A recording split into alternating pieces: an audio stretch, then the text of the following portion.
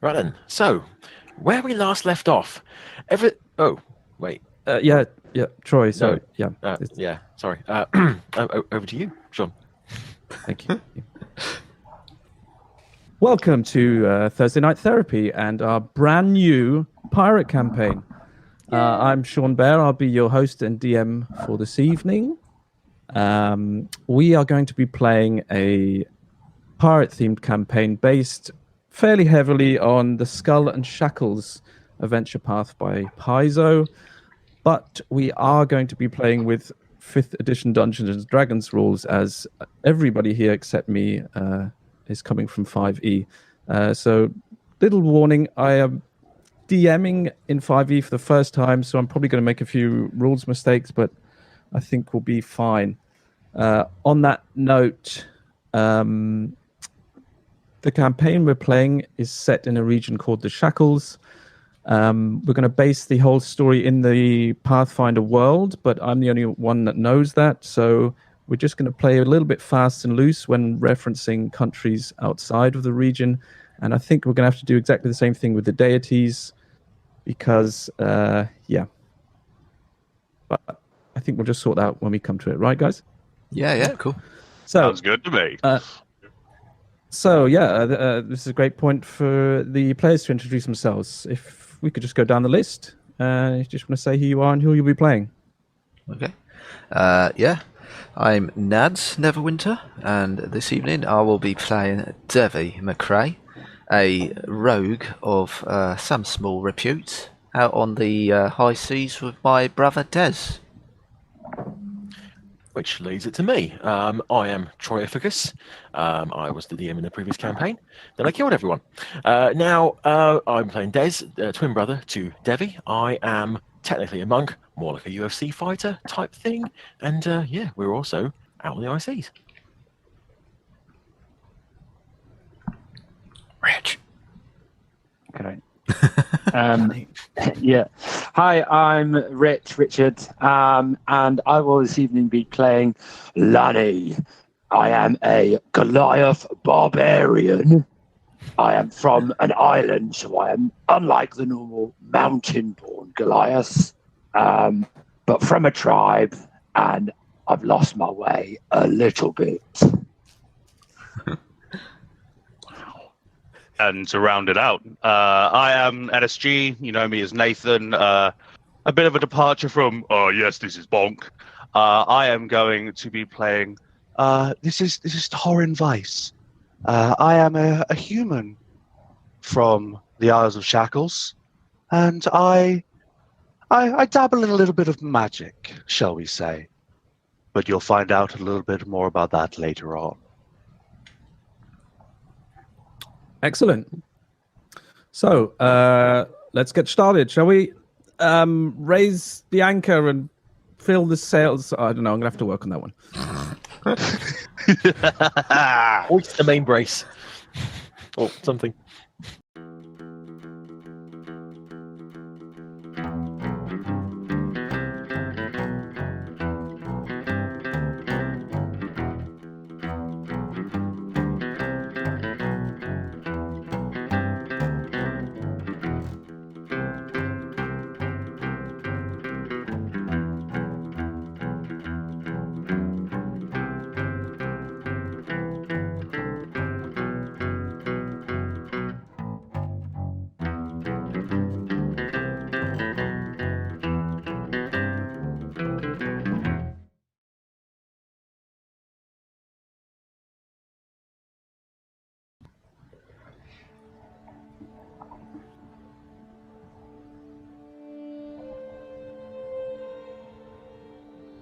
Our story takes place in the Shackles, a stretch of land and a number of nearby islands in western Garund, directly to the south of a never-ending hurricane known as the Eye of Abendigo. It is the haven of the notorious Shackles pirates, built on the ruins of an ancient civilization. Our adventure starts in Port Peril, the largest port in the Shackles, and the capital by virtue of the fact that its ruler, the Hurricane King, Kurdak Bonefist is also the overlord of the Shackles. Some of you have traveled to Port Peril of your own accord.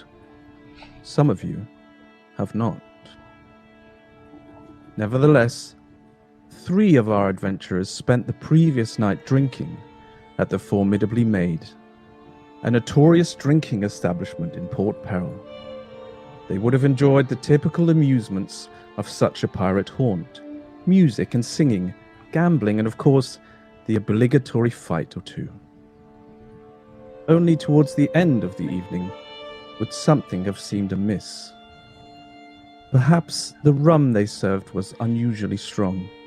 Perhaps the food you had ordered was off. Certainly, all you remember now is the ringing laughter of a wild night, the heady joy of excess, the sense of rich stewed meat and perfume lingering in your nostrils. Then dizziness, the thick, stuffy air overwhelming you. A sudden desperation for the cool night breeze. The last thing you recall, stumbling from the bar, your vision cloudy, staggering into an alley collapsing, and the encroaching darkness simultaneously smothering your sight and consciousness. The 4th of our adventurers has endured a somewhat different story. He spent the last few weeks in chains, occasionally beaten and subdued, and drugged and sedated throughout. His memories of this period are either cloudy or non-existent. Perhaps he will vaguely remember being herded from one dark place to another. Perhaps. But his first proper conscious thoughts for the best part of a month will not be until the following morning, as he and the rest of you begin to awake. Could you all make constitution checks for me, please? Constitution. Jesus. I need a token on Roll20 to be able to roll it off of. Okay, 1 second.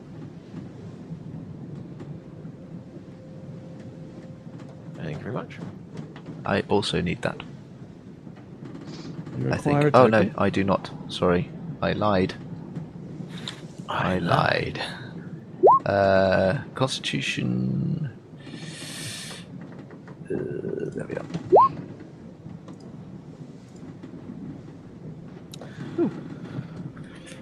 Was it check or save? Just a constitution check. A check, Oh. yeah. I didn't Yeah, save. not a save. Oh, it's the same stat. Yeah. It's a, yeah, I don't think it makes any difference. I don't know. I don't know who's got what stats. It's all very exciting. Ah! Yeah, mine would have been the same, so that's fine. Yeah, there we go. Okay. So, Torrin and Devvie, you will be the first to begin to awake. The first thing you realize is that you seem to be moving slightly, and you hear the creaking of wood and a damp smell. You can feel that your wrists are bound and held above your head. You're in a sitting position with your back against the wall. You have a strange acidic taste in your mouth, and you appear to be in almost complete darkness. Anything you can see is very blurry. But as you glance around, you can just make out the edges of other figures within this small compartment around you.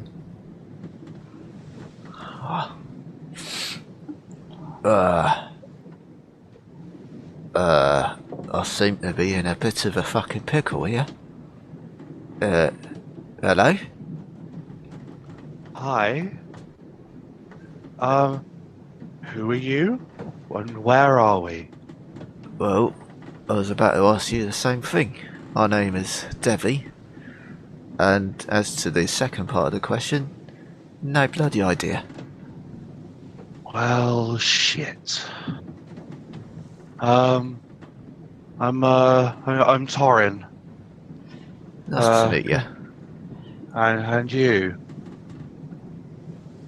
I can't see anything. It's just too dark for me. Oh, what the fuck happened last night? Don't suppose you got an air clip or anything, have you? No. And no hands to even try. Are you tied up like me? Yeah, I'm pretty tightly bound here. Not gonna lie. I mean, I like You a hear bit of the another old. voice. You hear another voice coming from the darkness. I think we've been press ganged. Who's that? My name's Sandara.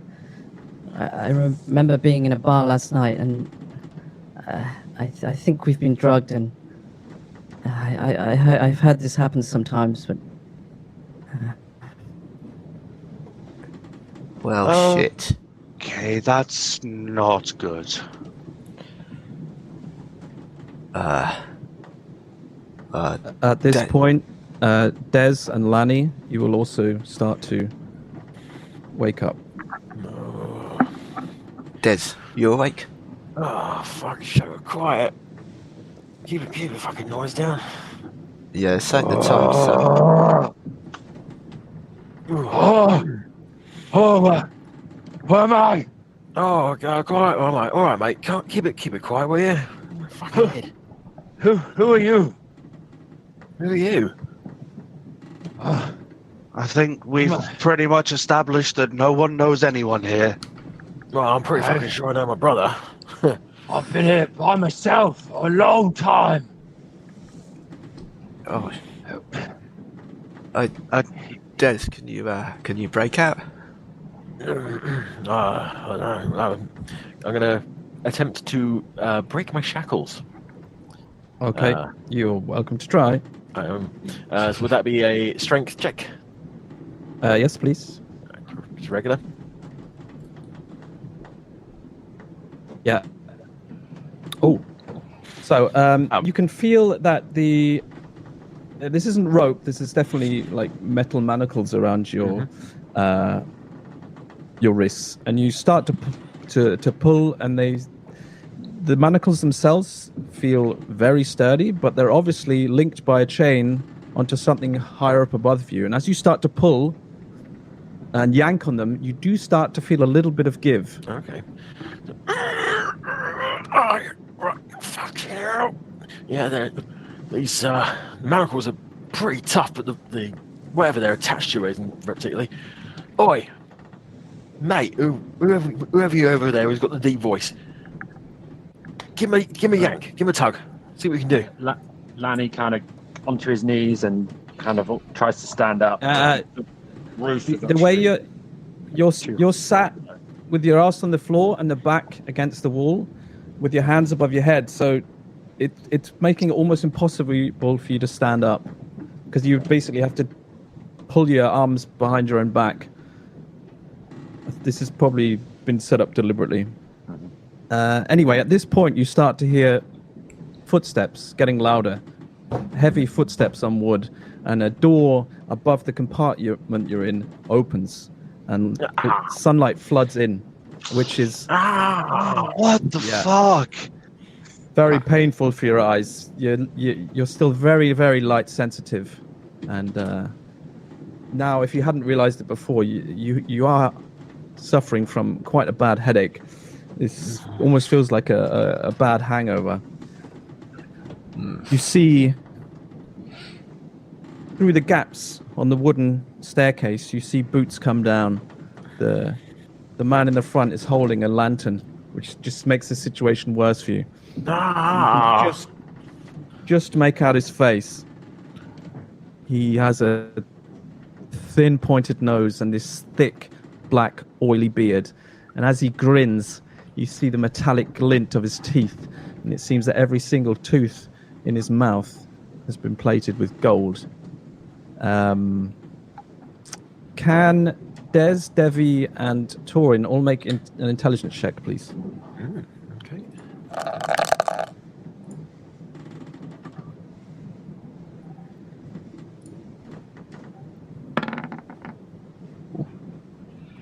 Okay. Des and Devvie, Yeah. you remember seeing this guy in the bar you were in last night. There's something about his golden teeth, which is obviously very easy to remember. Right. And you definitely remember seeing him in the bar. But at this point, I mean, it's hard to tell. The previous night is a bit of a blur, but you definitely remember seeing him. Right. Approaches you all. Hello, mates. Sure. Still asleep, are ya? No, shut Time up. to get up on deck. Time for duties. Duty? Fucker duties. We just woken up in a fucking hole. Who the fuck are you? I'm Master Scourge, and if you don't get up there quickly, well, the captain will probably come down and get you, and that's not anything that you want to be dealing with. Now, I'm gonna start releasing you from the walls, and then you can start making your way upstairs, right? And he starts to go around the room. Torrin, he comes to you first, and he doesn't unlock your shackles, but he releases whatever has been holding the chain onto the wall behind you. You're now actually able to release, to bring your arms down and stand up. Very slowly get up. How much light is in here? I mean, there is daylight coming down through the hatch above, and he is holding a lantern. But as I said, your eyes are very light sensitive, and it's all a bit blurry, so it's hard to make out details. You can see behind him at the bottom of the stairs, there's at least 4 or 5 pirates just kind of lingering, waiting to see what you do, basically.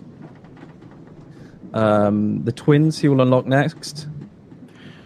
Oi, Golden Teeth. You were at the pub last night, weren't you? Oh, indeed I was, mate. Remember me? Oh, I'm gonna fucking take those teeth. Oh, I'm gonna have those teeth. Looks like we could buy a few pints with those, doesn't it, Dev? Oh, yes, indeed. As he approaches you, Lani, just before he unlocks you, he's like, "You're gonna play now, aren't you, mate?" Why? Why should I? What's it worth? Oh, it's worth your hide, mate, if you know what's good for you. Don't know about you lot, but I'm starting to rate this guy's laugh already. Oh, absolutely. Oh, So he will unlock you, Lani. Right, unlock- up you go.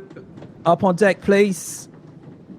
And as he says that, he brings out like a full-on bullwhip from his side. all right. I'm going. All right, Kinky. No need to get physical. Slowly make my way up. As I walk past him, I just bare my teeth at him, and he just like growls slightly. Okay. So, Torrin, you are going I'm upstairs? gonna make your way up as well. Yep. Okay. Slowly attempt to make my way up the stairs while you're being a little bit basically blind. Yeah, exactly. You're a little bit shaky on your feet. The sudden, like, just it's too much sunlight for your eyes to handle with, and as you step up into the light, you are virtually blind. But I would like you just to describe, at least physically, how your character looks, please. Okay. And as you do so, I will show the picture. So as Torrin steps out into the light, you would see a very slight young woman, 5'7", very thin, only weighs about 100 pounds.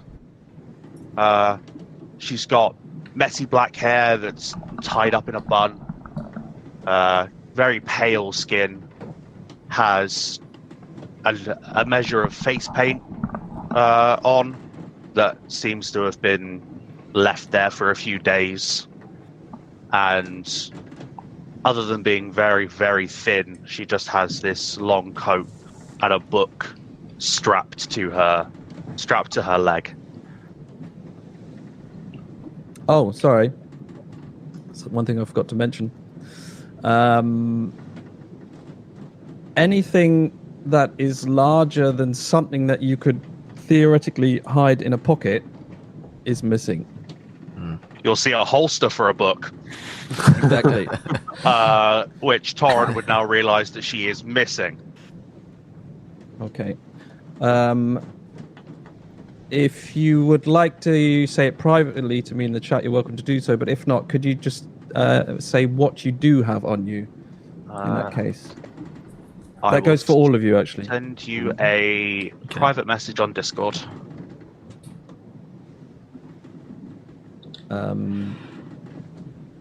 Devvie, Yeah. you also would have also immediately realised your hat is gone, as well as your jacket and gloves. Oh dear. I'll be getting those Lani, back. Lani,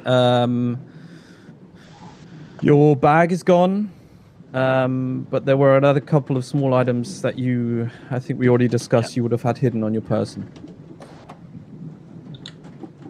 Okay. So, yeah, you're welcome to say if you have anything hidden on your person, or you can send it to me in chat.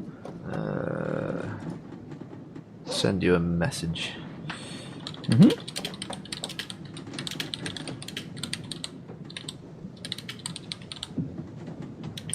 So, as people are doing that, Des, you'll be the second to...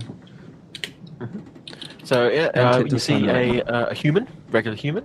He's quite lean, shaved head, a nose which looks like it may have been broken quite a few times and reset, not necessarily in the correct way. He's got his hands and wrists and forearms taped. It looks like he hasn't bothered to replace the tape in quite a while. In fact, it's just put more tape over the top of old tape. His hands are essentially like clubs because of that. He's got a kind of orange sash around his waist. Has been belted on. An ever-present black eye, which was not acquired in the pub last night. And he has a reasonably well-made chisel hidden in his boot. Lovely. Devvie. So, usually Devvie would be wearing what you see on the screen. He is a kind of standard height human, 5'10"-ish. Really quite a dapper mustache. He doesn't really go anywhere without his tash wax. He kind of prides himself on his appearance, and he's got quite a nice ornate dagger sheathed on his belt that's made out of kind of like a white dragon skin, and his rapier usually. But at the moment, he's only wearing his shirt and his trousers and boots, and there's not really anything else that you can kind of see on him. And he's also his head's shaved. Lovely. Lani? As Lani emerges last up onto the deck, you can see that he's 7'8" tall. He weighs about 380 pounds. He is a Goliath, island born as opposed to mountain born. So he's more tan grey colour rather than your standard grey that Goliath would be. Covered in a few tribal tattoos, some of them set meanings, a few glyphs around, just tattooed in. He has his hair bald mostly, apart from a sort of a ponytail, sort of scrunchy on the back. The loincloth he wears around his waist, which is a waistband loincloth. He actually has 2 punching daggers concealed within, kind of underneath the hidden flap, almost. And the beads he wears around his neck are actually containers, as opposed to just being sort of for show. They can actually conceal things within them as well. Very cool. Yeah. Cool. Okay. As you enter into the sunlight, you feel hands kind of guiding you and positioning you to a specific spot on the deck. As keep your your eyes to vision yourself. as your vision starts to come back, you see more figures emerging from below in Shackles. It would seem you aren't the only ones who were press ganged last night. The first you see is a relatively young girl, around 20, human. She has very dark red hair, but very, very saturated, almost unnaturally saturated. But the thing that strikes you the most is what she's wearing. It's almost like she's wearing a pirate costume rather than actual pirate clothes. It's all a little bit too new and a little bit too over the top. She's got like long thigh-high boots, this kind of foppish white shirt, a ridiculous tricorn hat, and she's even got like an anchor tattooed solely on one arm. Oh dear. It all seems a little bit off. Behind her, you see a second figure emerge. This seems to be a halfling woman, but probably the most jacked halfling woman you've ever seen. She's Nice. incredibly muscly and seems very worse for wears. She seems to have suffered the most from all of you, and she's just blinking, and you can just constantly hear her muttering under her breath various curse words. She's like, fucking pussy, cocking, sucking, dick, she bollocking. Behind her, a third figure emerges.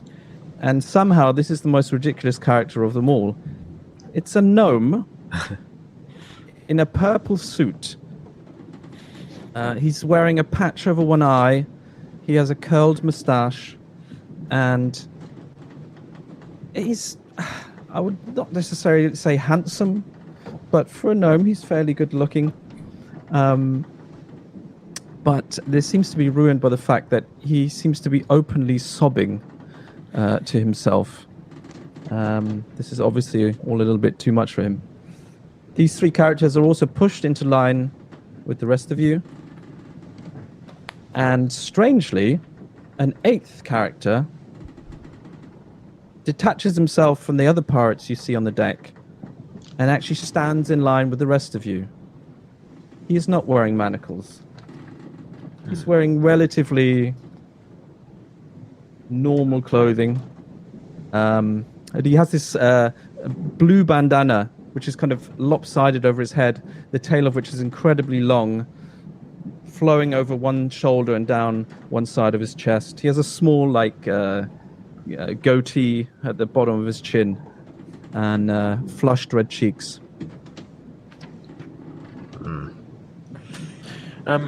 Sean, how many pirates are there on deck? Well, let me just check. I have a... You can see, I would say... You're looking about close to 20 people. Plus, not including the 8 of you stood in line. Yeah. But as I said, it's crowded. It's really hard to make out individual figures at this point. But you would say there's at least 20 people stood there watching you. And you do now start to notice there's a little bit of laughing and jeering, pointing, nudging, comments going back and forth. I think for the most of the crew, this is probably what they would class as amusement and entertainment. Do I see my top hat anywhere? You have not seen your top hat anywhere. Okay. But you do see a figure walking towards the group of you. He is human. Like you, he has a bald head, but no moustache. Instead, he has a chin beard, which is very long and plaited and has gold rings, about 3 of them. And it reaches down almost to his belly button. He seems to have exactly the same thing going on the back of his head. He's got like a little rat's tail, which goes down to his belt line. And again, there's like 4 rings on it as it goes down. But the thing you immediately notice is his very nice purple jacket that he's wearing, which looks very familiar to you. I'm going to lean over to my brother and say quietly, I think we found our captain, bruv. I think I have, brother. Yes, indeed. Eyes open, eyes open. Indeed. I am scanning as far and quickly as I can for my bag and my book. Do I see either of them? Right now, no. As I said, it's difficult to see anything beyond a few meters. And you basically seem to be on a clean deck at the moment. I think you can assume that if they do have your stuff, that they've probably got them put away somewhere. Pricks. Out of interest, how long is the chain that is keeping our manacles together? It's not that long. I mean, your hands would be like... I mean, it's less wide than your hips, if you know what I mean. Yep. There's probably only like 4 links between them, keeping your wrists quite close together. Should still go around someone's neck. As you previously just leaned into your brother and said that must be the captain, the pirate that collected you from below with the black beard and gold teeth.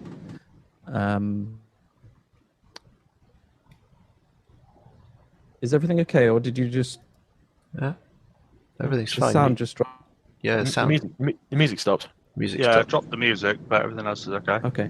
Oh, there it is. It's back. As you said, oh, this must be the captain, he actually openly laughs and goes, that's not the captain. And then as the guy in the purple suit turns to him after him saying that, his grin immediately drops and he realizes he's probably said something he shouldn't have.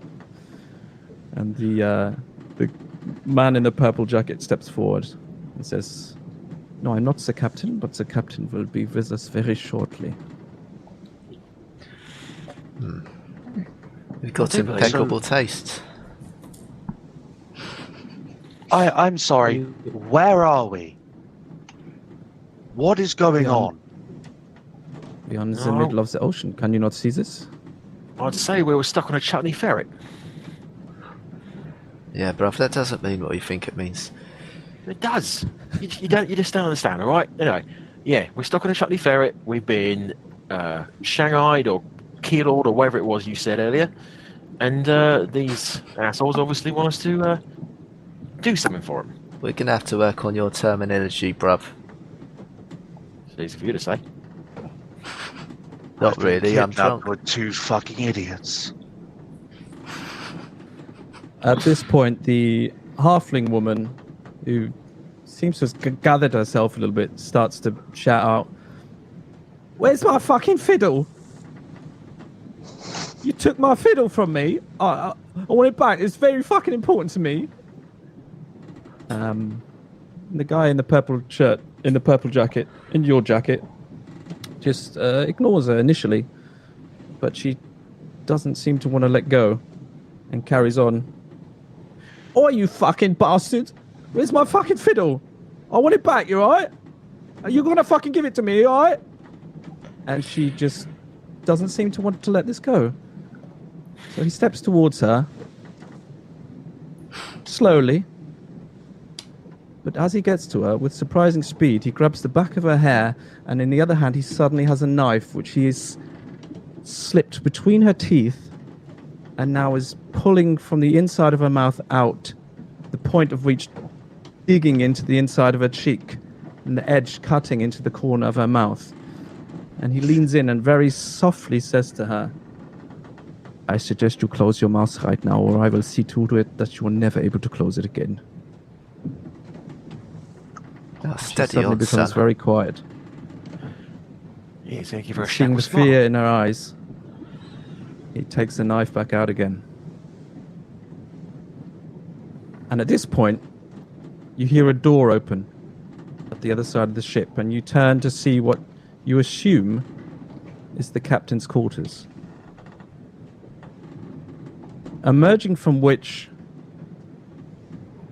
you see what you initially think to be a faceless man.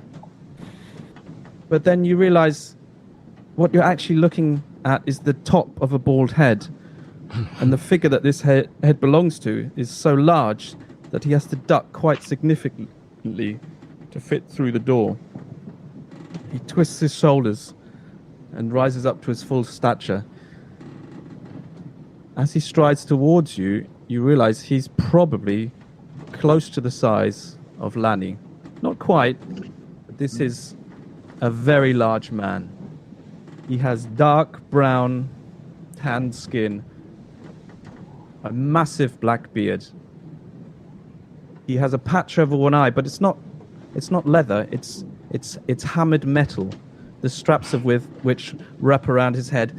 His torso is mostly free, so you can see the scars from battle and previous fights. Any clothing he is wearing seems to be mostly buckles and straps, and he has a impromptu kilt made from a worn piece of tartan wrapped around his waist. Fuck. I'm going to lean back into my brother and just go, Gibbs.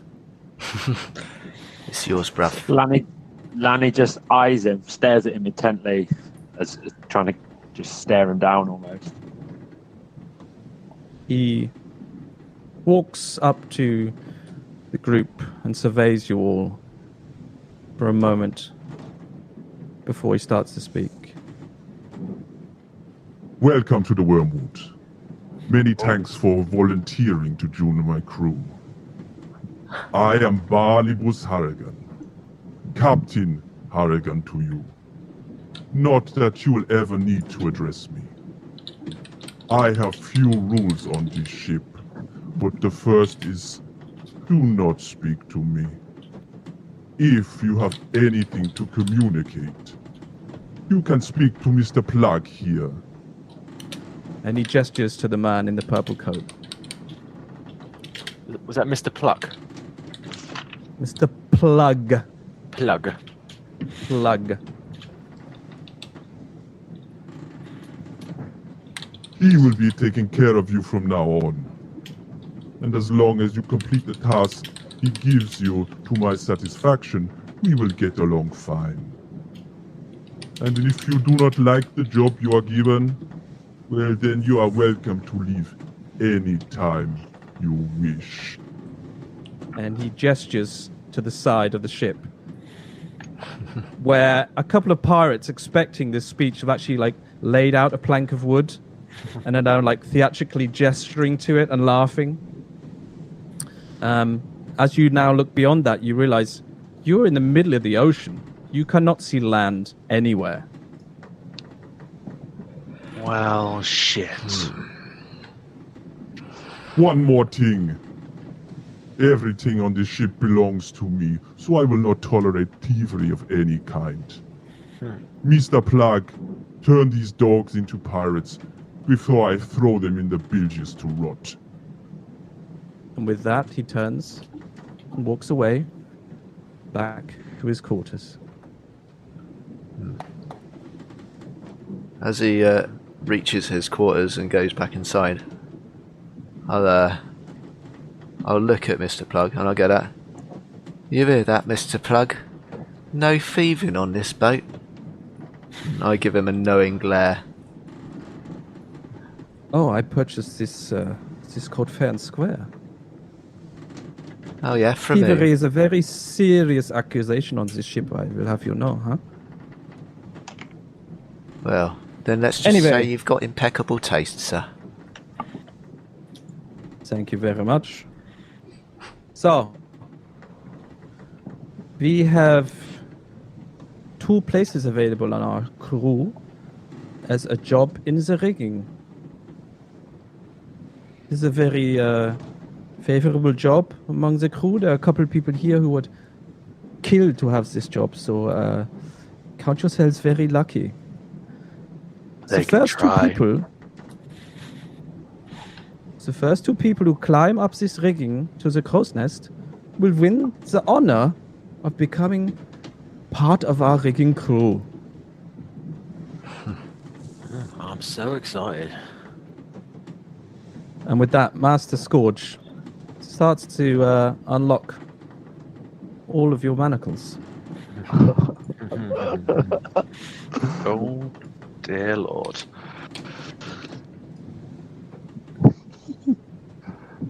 He gets to you, Lanny, and he's like, Mr. Plug, mate, you think maybe he's too big to be up in the rigging there? But Mr. Plug just says, let him try. Well, what are you waiting for? Go, go, go!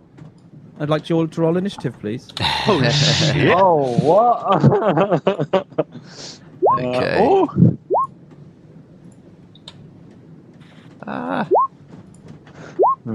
Fuck's sake.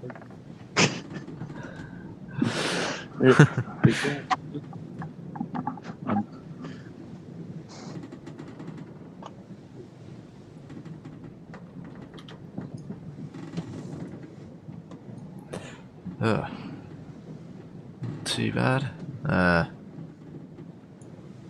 The gnome? Oh, I just realised I didn't bother to fucking find out how this works.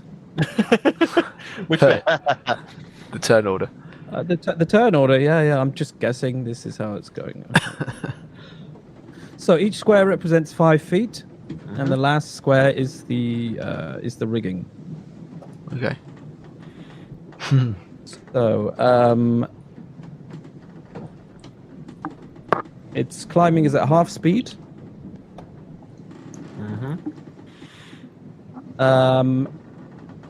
Unless I'll allow you to try to climb at full speed, but you'll have to roll at disadvantage. Okay. What So what if we decline to climb? it's up to you. Is this movement to climb, or are we spending an action to try and climb? Yeah, I'm just going to say you can spend 1 action to climb, Okay. just to keep it simple. This is more of a mini game than an actual Okay. encounter. So I actually pre-rolled all of the NPCs to speed this up. So the gnome gets off to a cracking start and is up. Des, you're next up. Okay. Look at my. Des, Look not at. Dev. Dev, I think it is actually Dev. It is me. Oh, why are you in there twice? Am I? He's not on my one. Not on mine Not either. on me. He is for me. 17. Sorry, I will delete that one. Which means, yes, it is Dev's turn. Okay. First of all, look at my brother. What is he do? What are you doing? I've got a funny feeling that we might be better off with our feet firmly on the ground, bruv.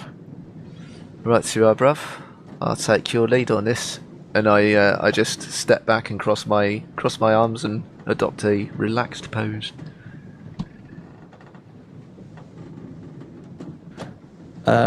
You take 3 points of slashing damage as you suddenly feel a whip crack on your backside. Oh, you fucking blighter! Get up there, you fuckers! My safe word is murder. My God. And I reluctantly climb. Actually, Yeah, you still have to make a climbing check, please. yeah. So what is the check? It's just a standard athletics check. Athletics check. Okay. Yep. Oh dear. And if you want to try climbing double your speed, you can, but it's at disadvantage. Okay.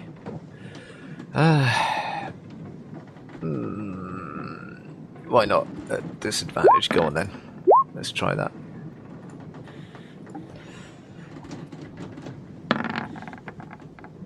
Eight.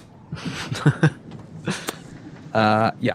So you grab the rope and you start climbing, but it's I think it's like not as quite as stable as you envisioned it to be.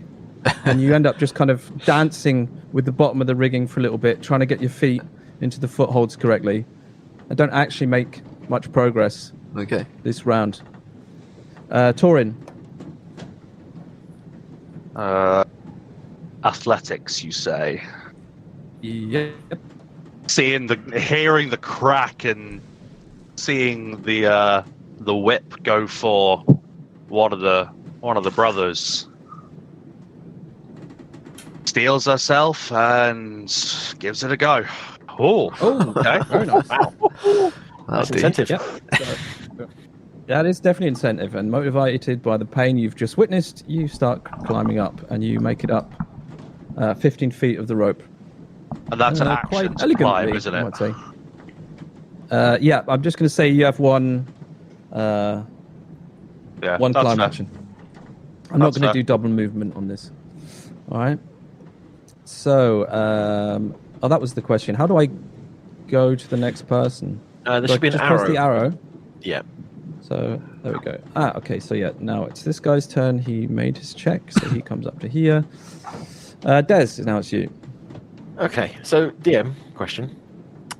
Yeah. Would you? This is a bit cheeky, but I'm going to ask anyway. Would you possibly allow a monk to use deflect missiles on a whip attack? Well, it's not a projectile, so I would say it's not. no. Okay, fine.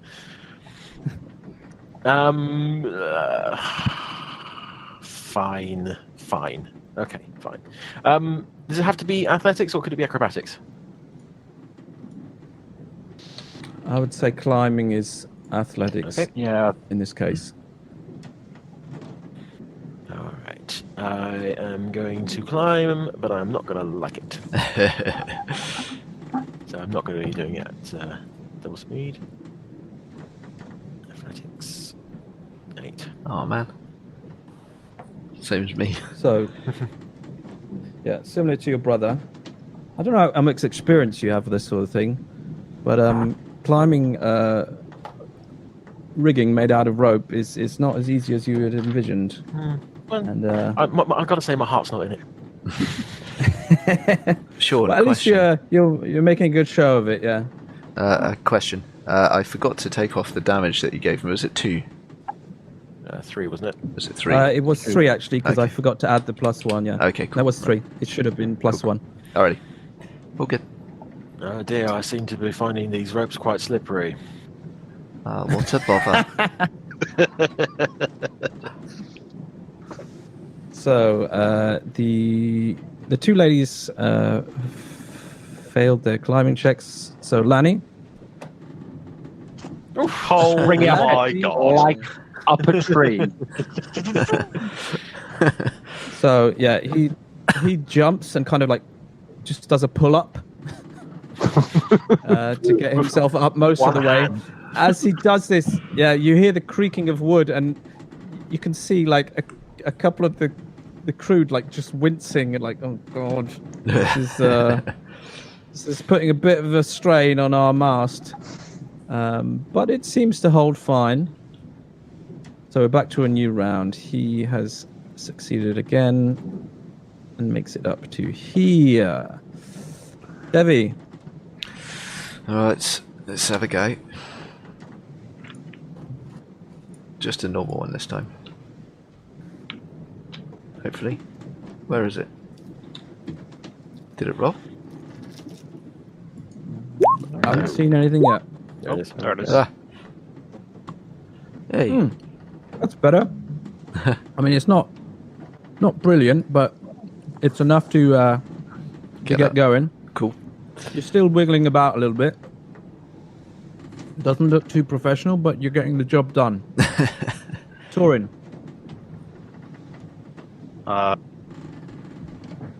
This dickhead in front of me is not nice. So I'm gonna try my hand at doing a quick climb.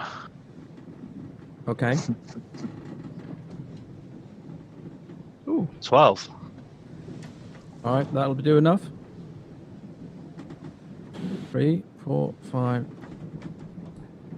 So, Torrin picks up speed, starts climbing, and is actually getting quite far up, surprisingly.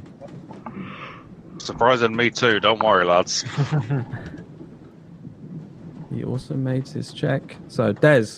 Okay, so I have a bonus action I can use called Step of the Wind, which means I can use dash as a bonus action. How would that fit into this? Oh, Ooh. Monk shit coming in already. God damn. yeah. Dash is a bonus action. Yeah, I said I would just keep this as a single move, but I think in your case, yeah, but I think as it's a special monk ability, I think I'll allow it. Okay, so would I be able to? So I'll say, I'd basically say you can make 2 checks. Okay. Seeing my brother actually climbing up, the old competitive spirit of being a twin kicks in. Like, oh fuck. Fine. So 2 rolls, yeah. I Yep. can do. All right. My athletics isn't great though, as can be seen there. So the first one fails.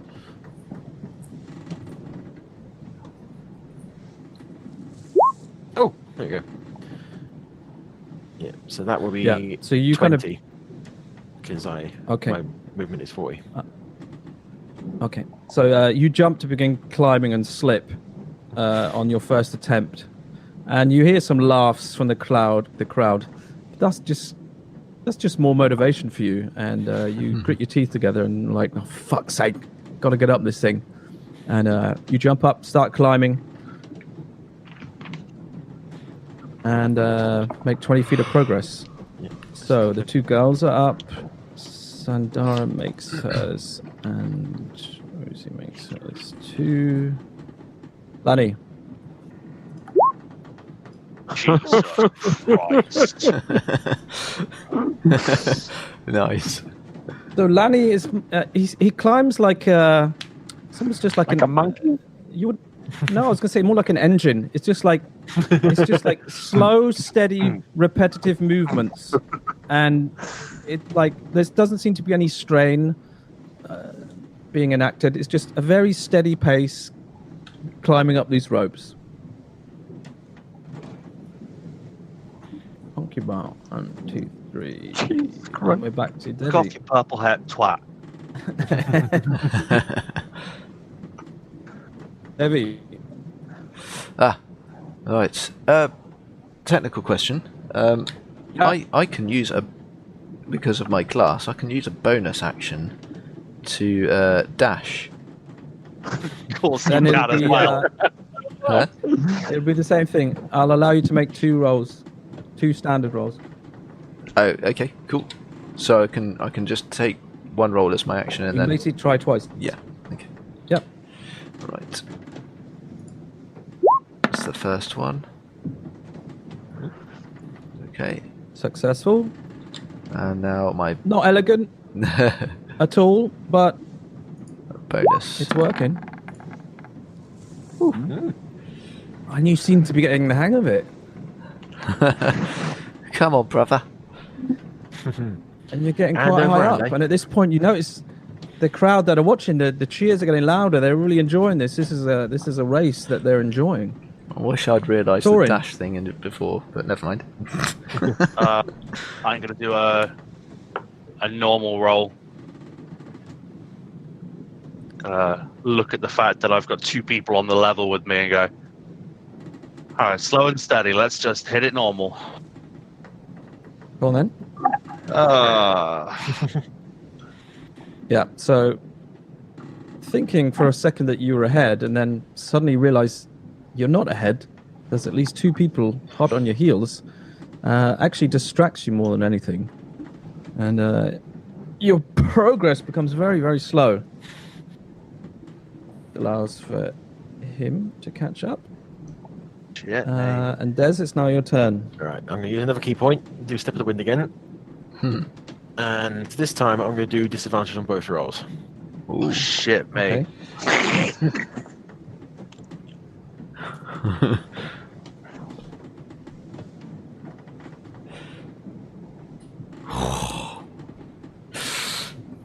That's 40.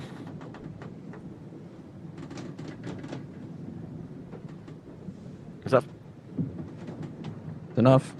Yeah. That's enough. Yeah, successful. Second roll. Sorry, is it running with disadvantage? Then you get your full movement.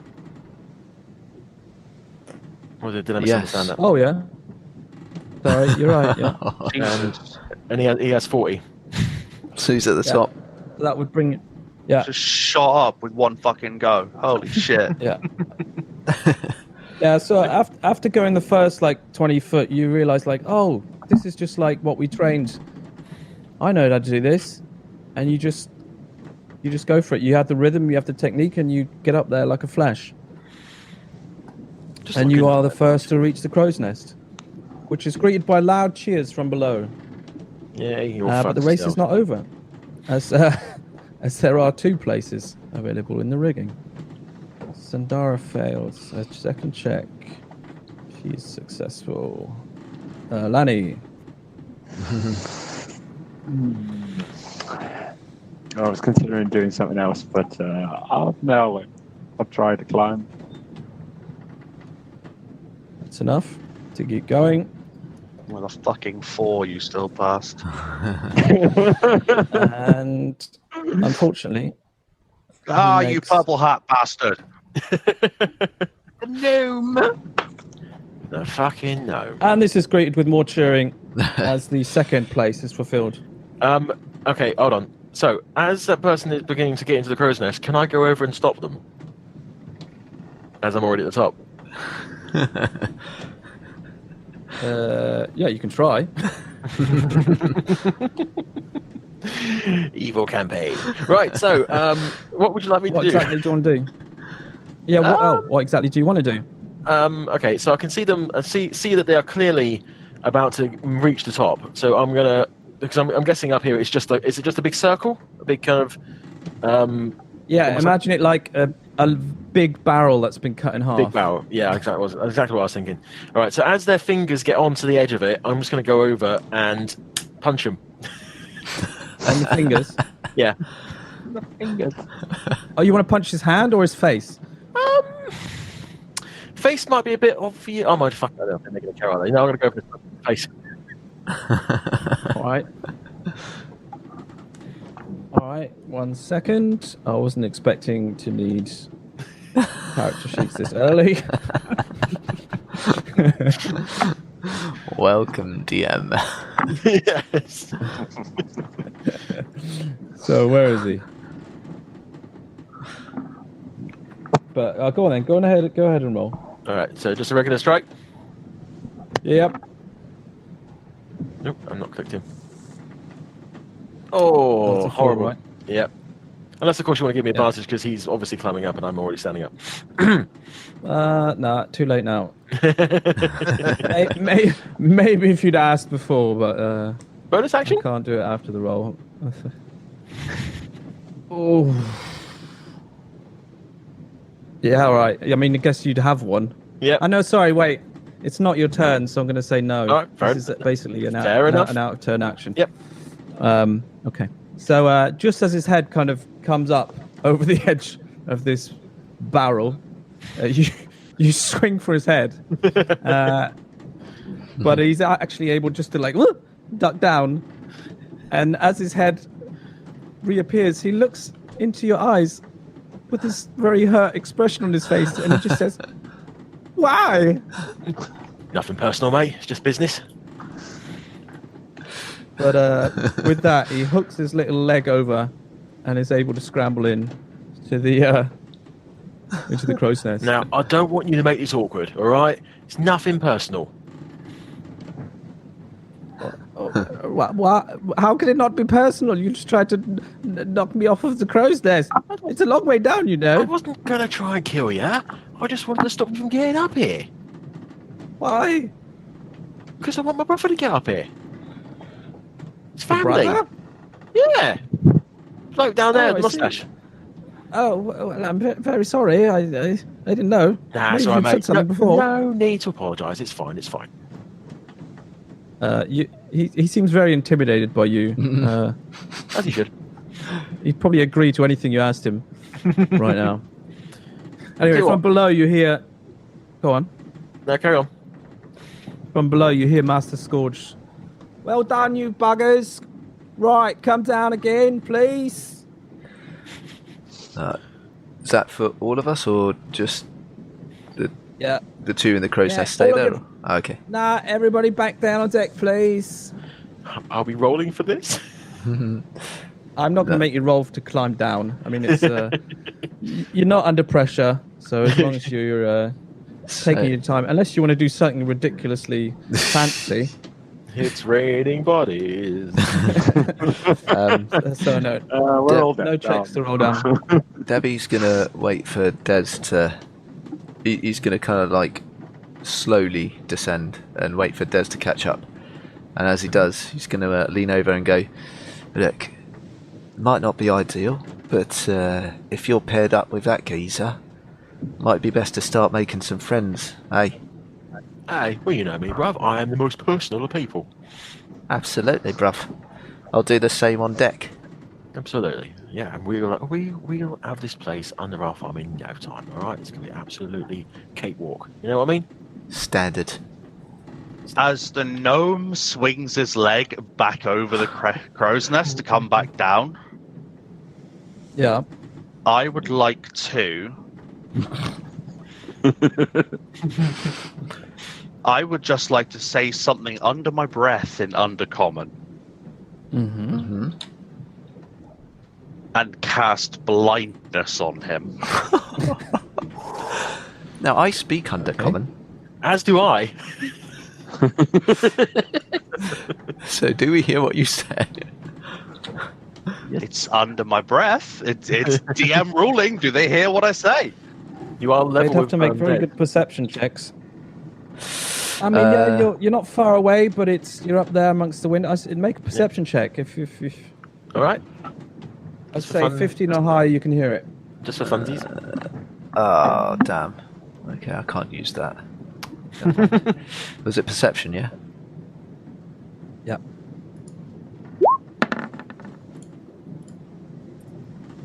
No. Oh! Oh. So, Devvie, Stats? you hear a mutter Okay. something, but Des, you managed just to pick up the words in a small break in the wind. Do you want to message it to me, or do you just want to say it out loud? I am. Well, I'm guessing it was the verbal components of the spell, right? Yes, but they're not. Let me just look for a quick synonym, because I didn't. Didn't plan for this. God damn it. Are I we didn't- surprising each other?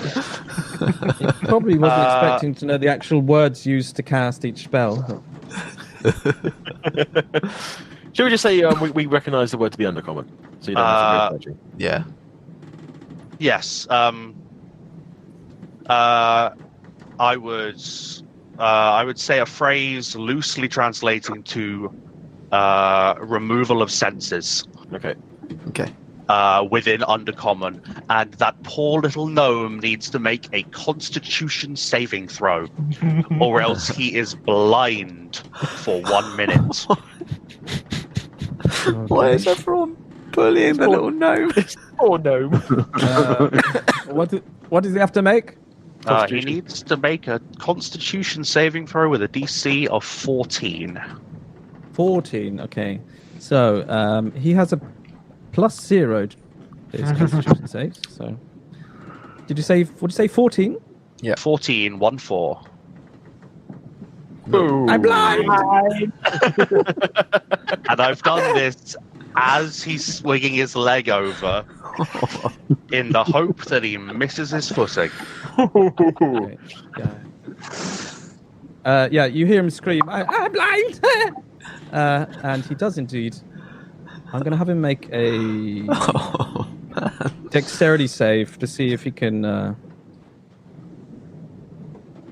stop himself from falling. Oh dear. Oh no. Can Lanny try and catch him on the way down? Ah. Are you close enough? Hang on. Yeah, are you close enough? That's 15 we got feet. Yeah, you might not even be on the ground yet. So, God, I'm make- trying to quickly look up fall damage. Oh yeah, it's not nice.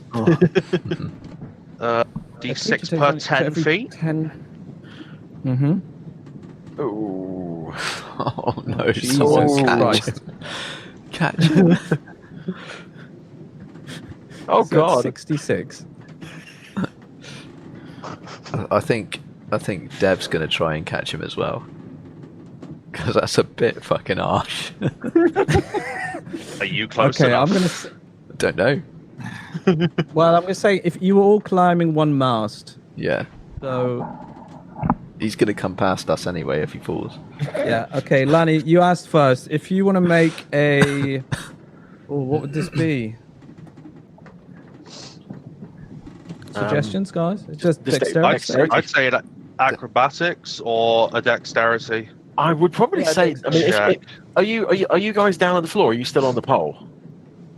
No, I that's still on. hadn't moved. Yeah. So I I would. I was probably- waiting for someone to swing their leg over, and it was Lanny him would've- first. Lanny would have climbed down a bit. Let's say gone down. I would say it's probably going to be a disadvantage because they are going to have to only use one Yeah. arm. Oh, I was going to. I was definitely going to say at disadvantage. I wasn't sure whether to say athletics or a dexterity save. That's your choice, really. I'll just say athletics Okay. at disadvantage. At disadvantage. 17. Bloody hell. Okay. Why? Let him fucking plummet. No, there's a reason behind it. So you hear him scream.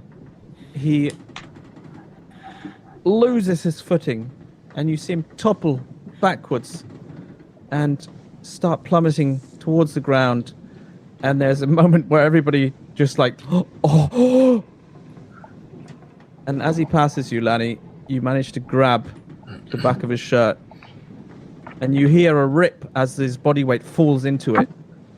And you've obviously damaged this very nice silk shirt that he's wearing, but you do seem to have stopped his fall, and he's now dangling below you, about 20 feet above the deck. After he falls, I'm going to lean over, and because I'm now down level with my brother, I'm going to shout down. Here, Mr. Plug. He seems a bit, not very good on his feet. I don't know if you want him up here. He'll probably be down on the floor before you know it.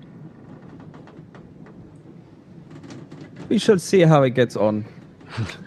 You are interested in his job, huh? I was already up there, mate. Oh, that's true. Sorry, I got you confused with this other guy next to you. You're very similar looking. Yeah, well, it's funny that. Yeah, strange. Our mum says the same thing. With the gnome dangling in Lanny's hand, hanging off on the ropes, bit of the rigging, just looks up to Torrin and just almost like scowls slightly, looks back down, climbs down. You the don't rigging. know that I did that. Yeah, Lanny, I think you would have not even realised that it was her fault. I just look up that way then, and just kind of and climb down. Okay. You don't How long know did you say that last shit. for, Nathan? That's a minute. A minute. Okay. He's blind for a minute. He's just rubbing his eyes, and you can just hear him. I can't see what's going on. You actually see him. He removes the patch he's wearing, and he's now rubbing both eyes. The eye that was covered by the patch seems to be perfectly normal. So I'm gonna climb down and speak to Plug again and say, "Look, mate, I'm not going to tell you how to do your job, but he's obviously not good on his feet, and he can't see. Is that who you want up in your nest?" he will do the job that is given to him, or he will be lashed. And if he is completely unable to do the job, then yes, I will replace him. But that will happen when I decide. Understand? Well, mate, sure shit. Okay, and with that, I assume you're all back on deck now. Yeah, I would have slowly climbed down. Was there any look of recognition from Des or Devvie? You'd see me look at you, and the eyebrows would have gone up when I heard you say I went an undercommon. I would shrug I'd make a point to shrug if you had looked at me in a particular way. And I would climb down. Right. I'm going to say to my brother as we climb, because me and my brother will likely climb down side by side. It seems that we're not the only ones around here who knows about the old Uncommon, isn't it? Indeed. Well, maybe that's a language that we can discuss certain matters with. Yes, arrange, you might say. Indeed. So Mr. Plug turns to Des, and to the poor little gnome who's still rubbing his eyes. So congratulations, you are the new riggers. But we have another job on our ship, which needs to be filled. And he turns to the others. Can any of you cook? I mean, yeah, I can keep myself alive. Never cooked a day in my life. If you give me a big fire, I could cook on that. Mm-hmm. He approaches you, Devvie, as he seems to have got the most positive answer. You can cook a decent meal, I hope? Oh yeah, it's one of the skills that me old mum imparted to me growing up. Then congratulations, you are the new cook's assistant. All right. I'm gonna lean forward and go, here, if you're interested in a bit of the old grog, I can probably sort that out for you. We have enough grog for the moment. I will get back to you if I require more. Alright. Offers there. The others, the rest of you, you will be deck swabs. Understood?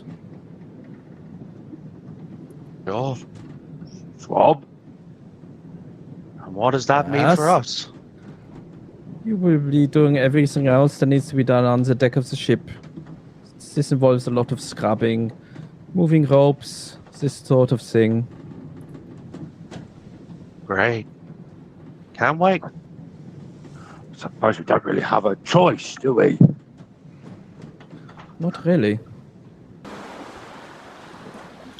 So, Mr. Plug, he turns to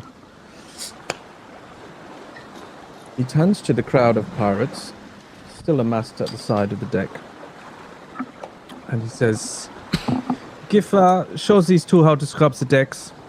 Okay, you show this one how he is to handle himself amongst the rigging. You, my friend, what was your name? My name's Devvie. You come with me, please."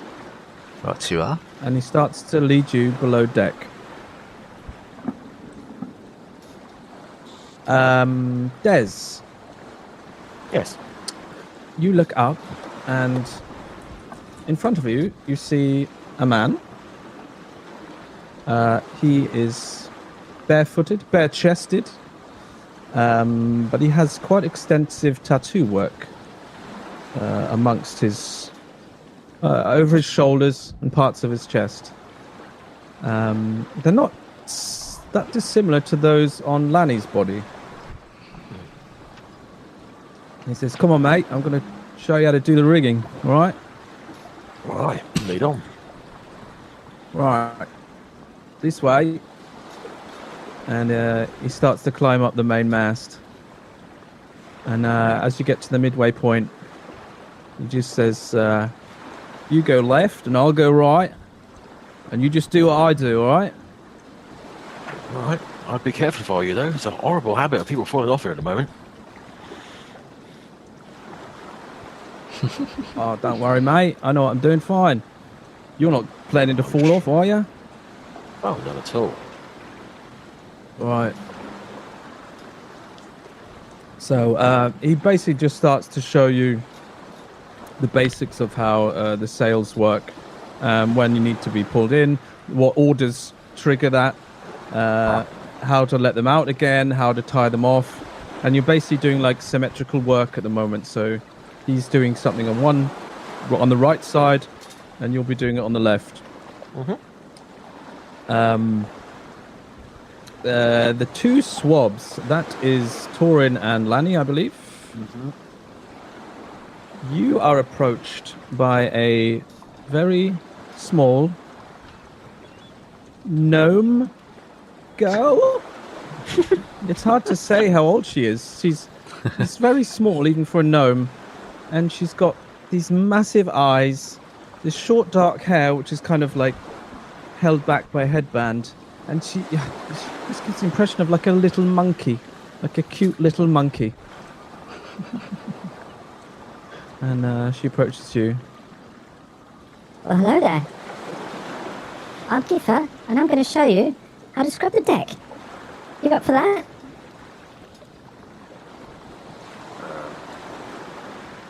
Yeah, I suppose. Have you got a big enough mop or broom or whatever for me? We don't use mops here. We use these. And then she shows you this. It looks kind of like a brick, actually. It's kind of like a... Steph certainly seems to be made of stone, but very angular. And she gives you one. It's surprisingly very light, though. She says, we use these to scrub the deck. Look, you place it down like this, and then you scrub, you see? The way she's doing it is quite comical. She's obviously very small and doesn't have much weight, so she kind of stands like in the shape of an A, with her hands on the stone and her arse in the air, forming like a capital A. And then just by using like movements of her hips, she kind of like down the deck. And then she shows you how you occasionally use some soapy water from the buckets, but the main thing is just to keep the deck nice and clean. No, not moss, what do you call it? Seaweed, nothing growing on it. So it doesn't get slippy. So this is how this is going to work. You basically have this job to do for the day, yeah? And you have to make a check to succeed at doing your job. So for you, Des, I think this is going to be a dexterity check. Okay. Unless you have a skill which you think would be appropriate for it. I mean, athletics probably, but I think that's the same. Oh no, acrobatics even. Sorry. I think acrobatics would probably be good for being up in the swinging from ropes to ropes, wouldn't you? Yeah, that's fair enough. But you have a few choices. What you can basically decide to do is you can say you want to work diligently on your job, which means you want to do nothing else except focus on what's in front of you. And in that case, I'll let you have advantage on the roll. You can say, all right, I'm going to do my job, but while I'm doing that, I want to try and maybe do something else. And that would include just spending time talking to one of the crewmates, or anything else that would theoretically be possible while you're doing your job, or at least nothing that would take you away from it for too long. Then it's a straight roll. Or if you actually want to go off and do something on the ship,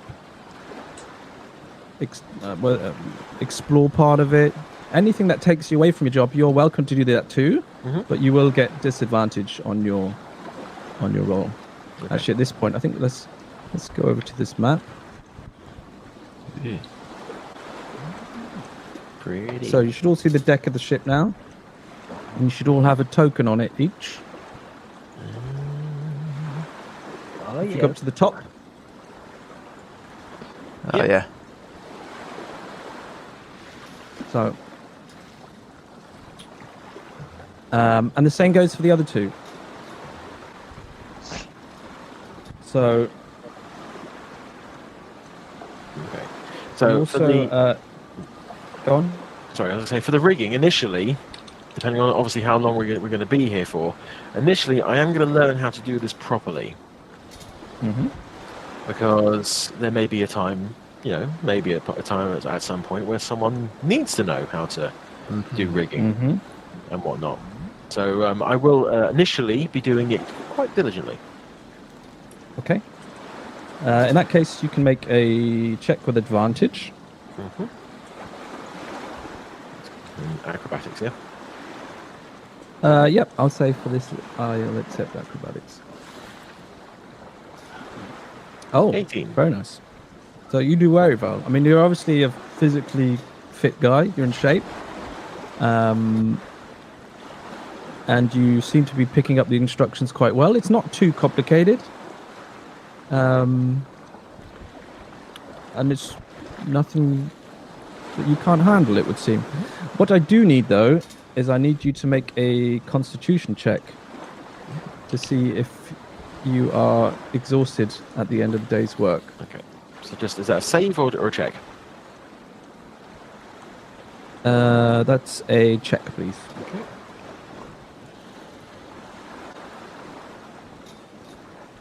Okay, that's fine. So as I said, you obviously train a lot, I guess. So this is nothing that your body can't handle. It's quite strenuous. I mean, you feel the tension in your arms at the end of the day from pulling all that rope, but it's nothing you can't handle. All right. Lani, Torrin, you have the same options. I would. I don't know. Lani? So Lani will almost, to start with, begrudgingly accept the job, obviously, and start swabbing the decks. Can I? So I'm going to do it, but obviously I'm going to cover as much of the ship as I can and moving around a little bit, just trying to get my bearings to a certain extent. Would that count as a disadvantage just by maneuvering around the ship, or is that still Well, no, I mean, if you want, I can give you a description of the deck that you would just. I wouldn't take away your advantage if, I mean, as you say, as you're working around the deck, you would be able to look at the things. Yeah. So I'm going to concentrate on the job. Lani being Lani and relatively simple-minded, he is going to put his utmost into the job at hand. Okay. So what would be the check that I make for this, do you think? Oh, sorry. Let me just check. You can make an athletics check for this.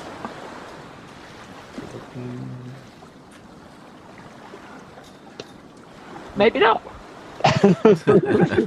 Oh my. It's half Was that with it? Ripping in my hands. Was that for advantage? Was that with advantage? No, sorry, that was just one single roll. So that's better. There we go. There we go. Well, I was going to say. Woo. So yeah, you manage it all right. Torrin, what are you doing? I would be doing the job, but I'm not going full hog on it. I would want to be looking around the crew, looking around and seeing who's got influence, who's in charge, who is. If I can pick up any bits of conversation about where they might be keeping my stuff. I'd just sort of be like to be listening in to people having conversations while I'm doing the job. Okay. Well, this is a very good time then. If I've done this correctly. So if you go to the journal tab, there is a handout section. Can you tell me if you're able to see? There's nothing currently in the journal I tab. can't do anything Okay. currently, no. Okay, hang on. I think I have to individually add you. I think there's if you have an item like that, I think there's a show to players. Oh yeah, option? the one with Yeah, the yeah. It's I did that. Ooh, the Wormwood crew. Oh, wow. So, Very cool. let me briefly explain what you can see here. So, the topmost row, that's 6 characters, including the one in the circle. There's no significance to the circles. It's just I had a head and shoulders shot and not full body. Okay. So, the top 6 are riggers, which now includes Des.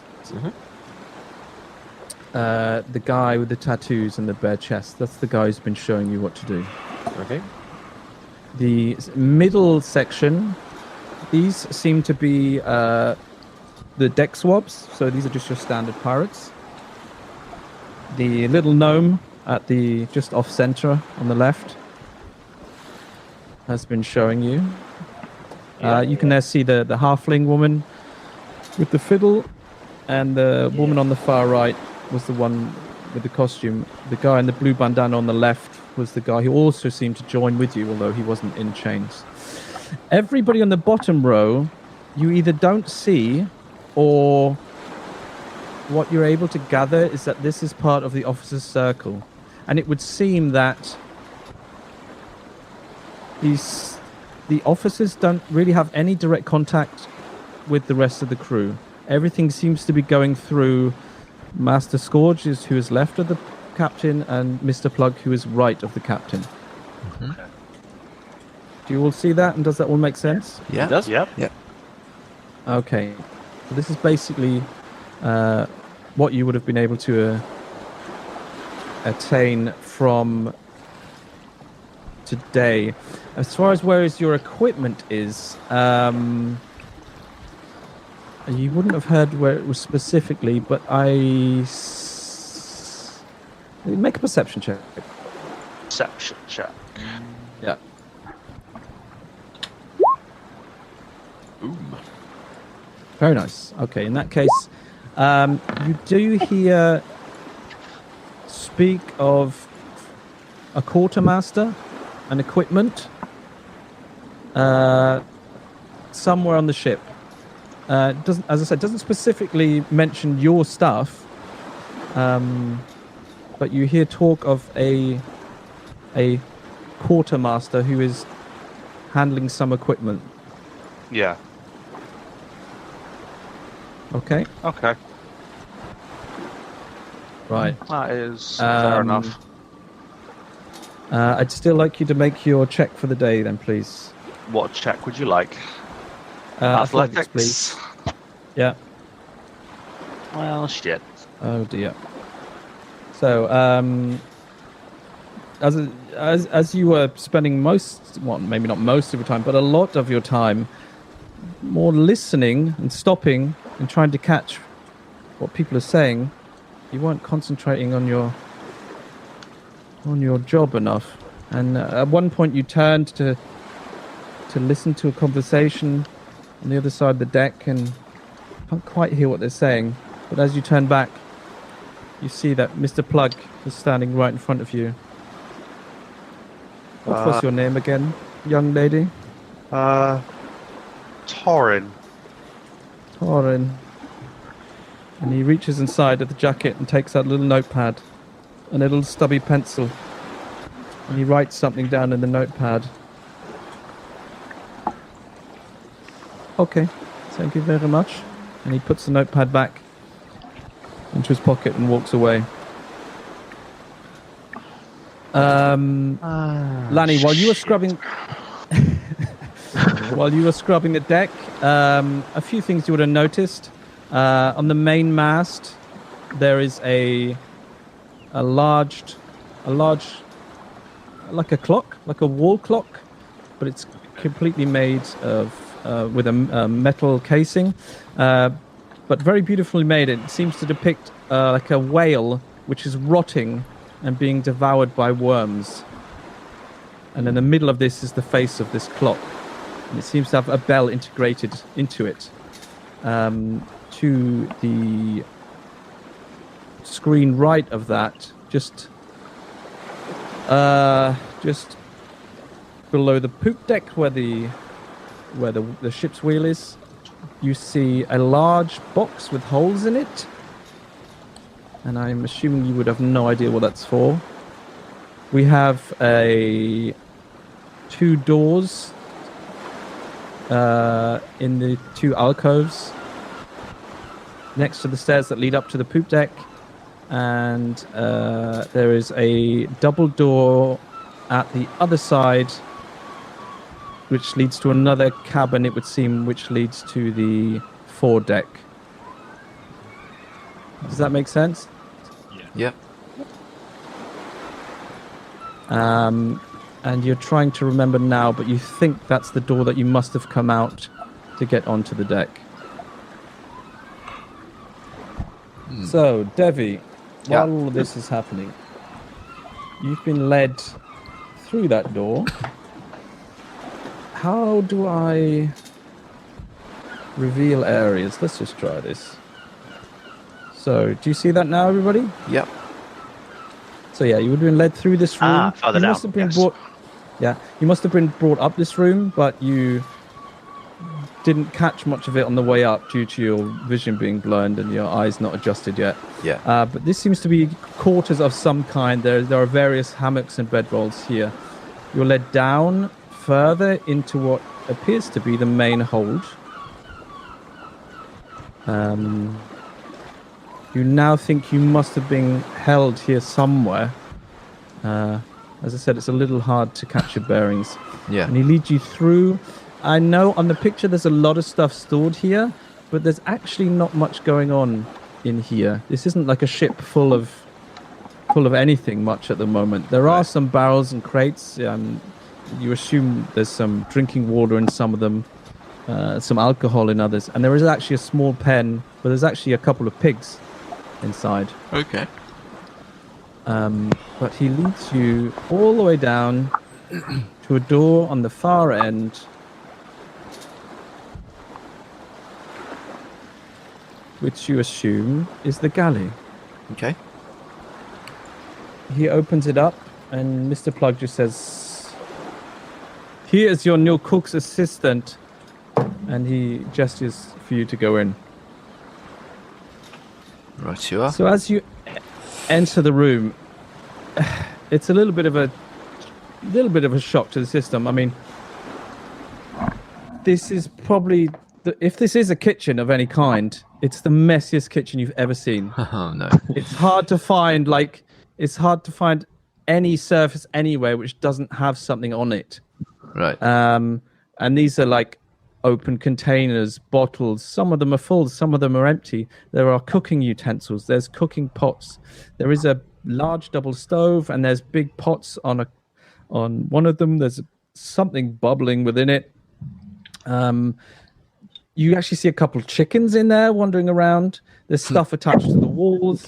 There's cupboards, there's shelves. It's just everything is full, and it's like, I mean, even the floor is not clear. You almost have to step over things just to get into the room properly. In the middle of which you see this quite rotund character. I wouldn't say he's fat, but chunky. And he is that again, just like there's it's hard to find a clean spot in this kitchen. It's hard to find a clean spot on his shirt because it seems to be covered in a multitude of stains and flecks and all sorts. I mean, you've no idea when this thing last would have been washed.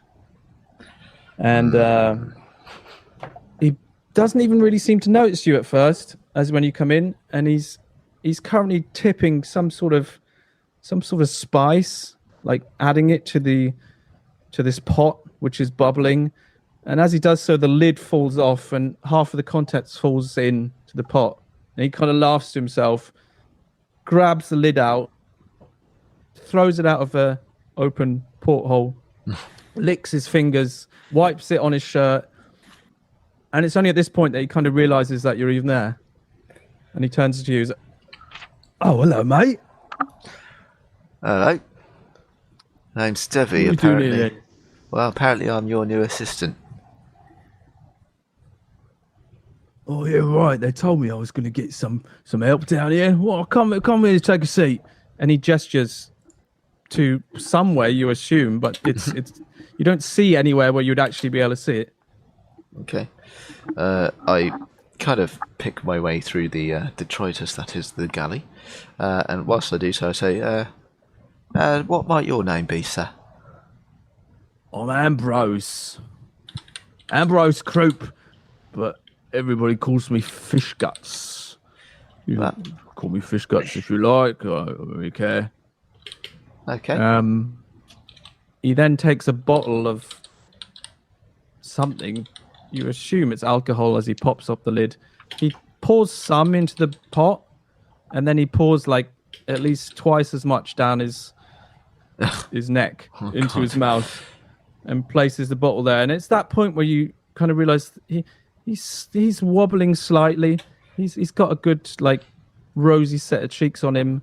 His eyes aren't particularly focusing on you very well, and you get the impression he's probably drunk.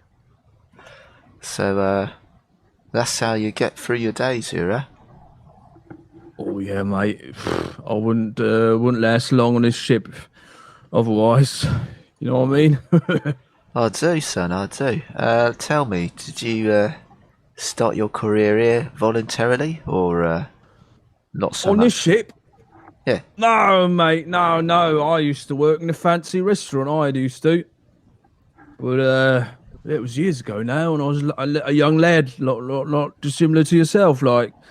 But I got caught with my fingers in the pudding, if you know what I mean. I do. Out on your ear. So I had to find a new job quickly, and I just got one on a ship, and then things happened, and then I eventually ended up on this one. Fair enough. Myself, I got drunk in a pub last night, as far as I remember, and now I'm here. So, yeah. Oh, you're one of them, are you? Forced labour? Not the best day. Nah, not really, mate. Well,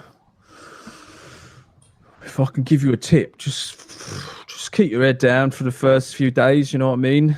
Find your place, and you'll be fine. Yeah, sure. Do you have any idea of where we're headed? Where you what? Where we're going?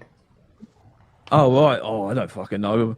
Captain will know where we're going. I don't really get myself involved with any of the stuff. No, fair enough. I'm just happy if I manage to get a decent meal cooked by the end of the day. You know what I mean? I do. I look around at all the stuff and how sozzled he is, and I believe it.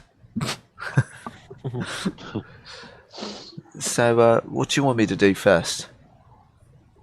Oh, just sit down here and tell me about yourself. Well, not much to tell, really. Me and my brother was out drinking, and we both ended up here. He's up in the rigging, and I'm down here in the guts. But do you actually know how to cook? Oh yeah, I can cook a few things. I don't have any fancy restaurant background like you do, but me old mum, before she passed, bless her soul, made sure that I knew the skills to look after myself in the world. Well, I can show you off a couple of things, but to be honest, you can help me with. Do you know how to fish? Oh yeah. Well, that's helpful. Catch some fish. You ever slaughtered a swine? Well, yeah, of a type. I mean, I'm talking about actual pigs. Can't be much different from you, MZ. No.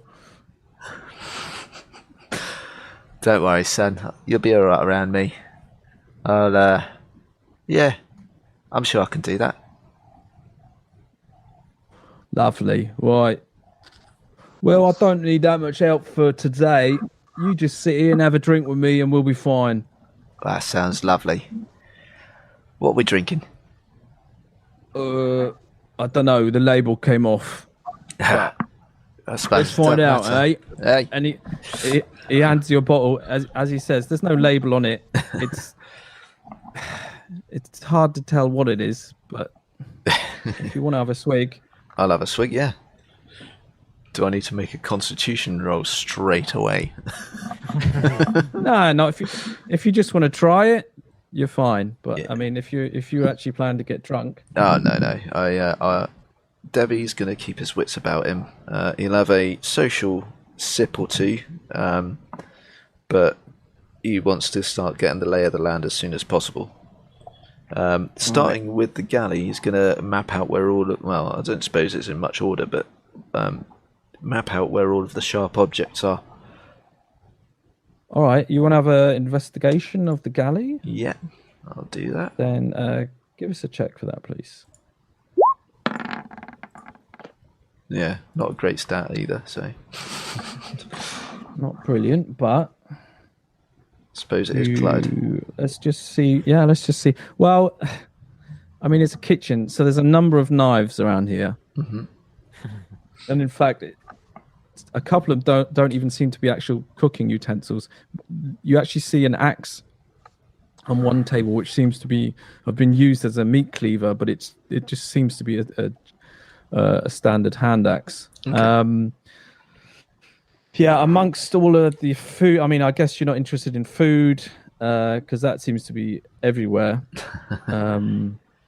If there's anything that I can find that could be a good replacement for a dagger, as I said, there's a number of knives around. I'll grab something. What else would you see without saying? On the wall there is there's 3 harpoons. Oh, okay. And a spear, and to the side hanging seems to be a grappling hook on a rope. Okay. But anything, I think, as I said, there's lots of cupboards and containers. I think that would need a more thorough of an investigation. investigation rather than just look around the room. Yeah. But as I said, there's a number of knives just lying around. Okay. Cool. I do want to subtly pick something up that is the roughly analog to a dagger and kind of hide it somewhere, maybe down my boot or something. Okay. Yep, you can do that. Do I need to make a let's sleight say- hand? Yep, but I'll let you have advantage because he is drunk and not really paying attention. Okay, cool.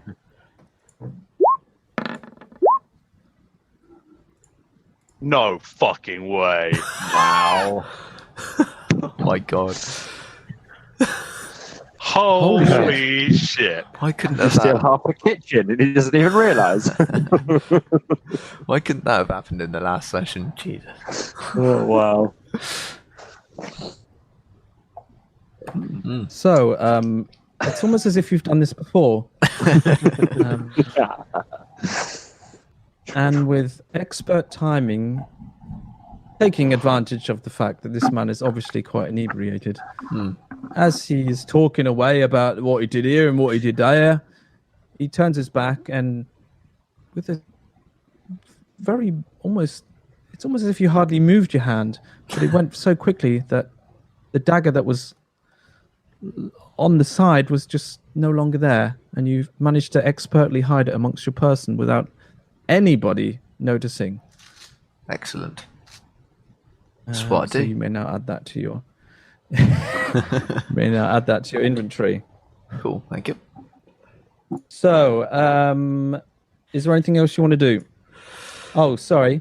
What you do also notice is there is a second room, kind of off of this one, a small room. Okay. And you see there, walk in and out a couple times, a half-orc woman. She's quite tall like a half-orc, but she's very slender. Okay. Not thin, because she's still muscly, but she's not like a bulky half-orc. Even for a female half-orc, she's quite slender. Is that she's a door wearing, like, here, tight, is it? this one. Oh, sorry. Why can't I ping? Here. Oh, okay. Oh, right, yeah. And she's wearing tight leather trousers and a tight leather waistcoat, which just kind of shows off this slender body of hers. In fact, can you give me a perception check? Yep. Perception check.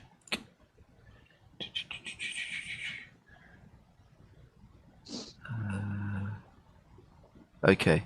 I've got a feat called Eye for Detail.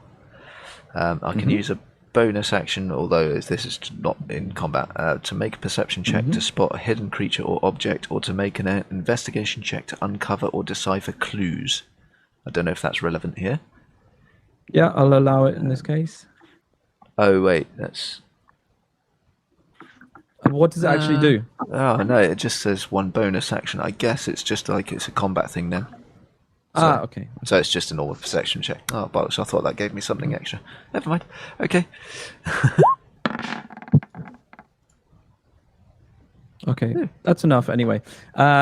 Partly because she doesn't seem to be trying to hide it in any way, but she has a very large scar which seems to be running completely across her throat. Ooh, okay. By the way, when I'm talking about a character, do you want me to point them out where they are in the group photo so that you can Yeah, you can do. picture them a little better? So, actually, the cook and the half-orc that I've just described are standing next to each other. They're in the bottom right of the picture. Oh, okay. He's the one with the big black cock. Oh, very good. Well done. But Love it. The old BBC. Okay. So, yeah, you see her walking in and out a couple times. Yep. And if you try and take a glance into the room while the door's open, it does see that this seems to be a storeroom for all manner of equipment. Wondrous. Yeah. Okay. Very well. And that's inside the galley, so she's in and out, coming through the galley. Yeah. Okay. Cool. You would also notice when she leaves, she does lock the door. Okay. It's when, as I said, when she's there, you've been able to glance in and see that there's is equipment there. There's a lot of like weapons and that sort of thing. Okay. Right. So let's have a look. How do I do this? How do you want to do this? Well, so with what kind of frequency is she in and out? Is she all the time, or has she just done it the once? She's been in and out a couple times, Okay. but there doesn't seem to be any pattern to it. Right. Okay. I'm not going to risk anything. I'll just store that away in my little memory banks then. Yeah. Okay. I guess I just spend the rest of my time socially drinking with this guy and not getting drunk, and just making note of anyone else that comes through. Actually, I will say to him, yeah, that's a lass who's just through here. What's her name? Oh, you mean Grok? I reckon so. Well, her name is Grok. What's her story? A story? What do you mean, like? What do you mean, like? I don't know. Just who is she on the ship? Oh, she's the quartermaster. She takes care of all the equipment, stuff like that. She's almost. She runs a little shop there. If you want to buy something, sell something, she can sort you out. Right. And did a certain Mr. Plug buy a lovely purple coat from her recently? We might have done. I don't really take note of everything that goes on there. That's fair enough. Oh, just curious. Well, What, are you looking for something? Oh no, it's just same as you. You know, just a bit curious. Just making conversation. All right, fair enough. Hand me that pot there, would you, mate? Ah, sure thing. Hand him the pot. Yeah, and he carries on cooking. Yeah, just making small talk with him, trying to glean any information I can about the people we're around, without being too pushy. Was there something specific you wanted to know? Or? No, but if there's any, if he happens to say anything that might be of tactical interest, shall we say, I my ears will prick up, but I doubt he does that much because he's Tactical. drunk. Well, I mean, I can elaborate a little bit what he said about. I mean, he understands you've been press ganged. Yeah. So his advice was basically like, just keep your head down at the beginning. Yeah. Make some friends. Make sure someone's watching your back, and you'll be all right. Cool. Yeah, and I mean, what would you say? Fucking, captain's. Well, don't get me wrong, he ain't no friend of mine, but as long as you do your job and keep your head down, he'll be all right. I mean, if you cross him, he will enact his revenge in horrible ways, but other than that, he's fairly fair but firm, I'd say. Well, at the end of the day, you need a crew to run a ship, don't you? You don't want to go around murderising everyone. Exactly. But that Mr. Plug, he's a right little cunt. Oh, yes. Oh, yeah. I picked that up pretty quickly. Yeah. See, the captain, he'll have you fucking whipped. If you fuck up, he'll have you whipped as a means of discipline, right? But Mr. Plug will do it just to watch you squirm. You know what I mean? He fucking enjoys it, little bastard. Duly noted. Thanks for the information. I will give him a wide berth, I reckon. Well, as much as you can. Like, luckily you're down here with me, so it's those buggers up there you got to feel sorry for.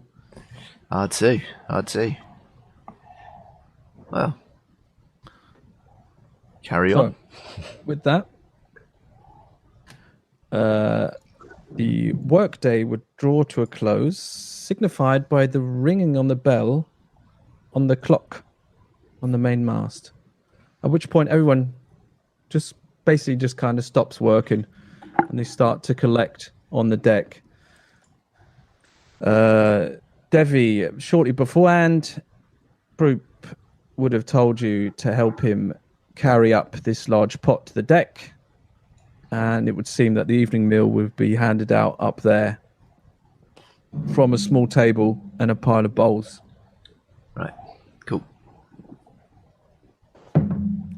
And after you've all enjoyed your meal, it would seem that the pirates on the ship are now free to amuse themselves until it's time for bed. And you're basically now free to move about the deck and the ship to a certain extent. Talk to anybody you like. We don't get shackled back up again or anything? Nope, you don't get shackled back up. Okay, cool. Nothing like that. You just seem to be left alone. Some of the pirates are playing dice. There's some arm wrestling. Most of them are just having a drink and relaxing after a hard day's work. Okay. But you're basically free to do whatever you want, it would seem, right now. I'm gonna I'm gonna look. And that goes for all of you. Okay. Mm-hmm. I'm gonna look around the crew, and I'm gonna try and spot the girl in the costume and the gnome. Yeah. Because I think the gnome would look like he might have been in a costume as well. Given that he had an eye patch, but a functional eye. What do they look like? They are scared shitless, or are they getting on with their jobs, or what's going on with them? Give me a insight check. Insight. Oh.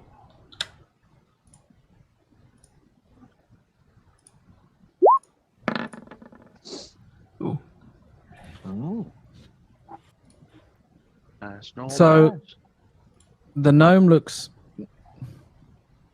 mostly terrified. Oh. You see the red in his eyes. He's been crying probably a couple of times during the day. He is completely out of his element. The girl,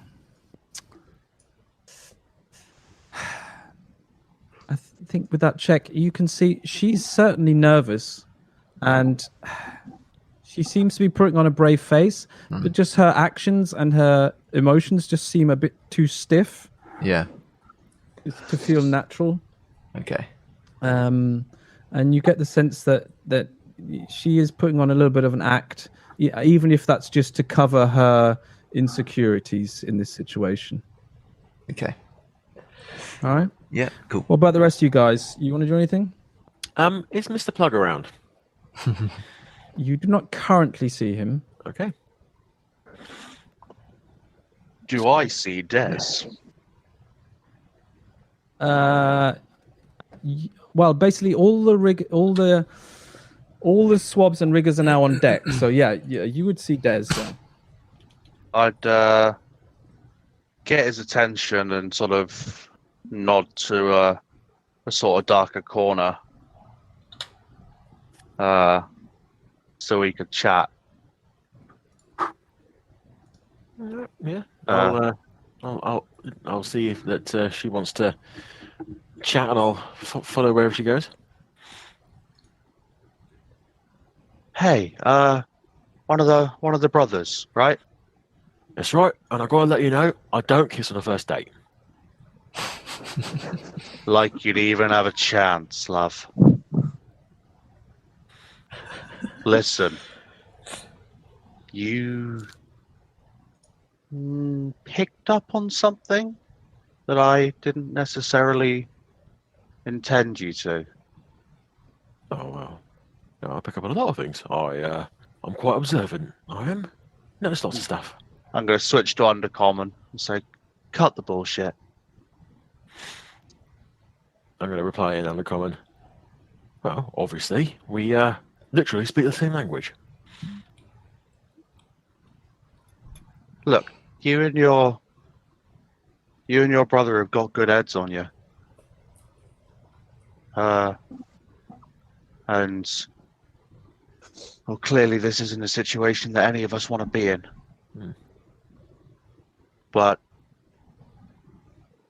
we could look after each other and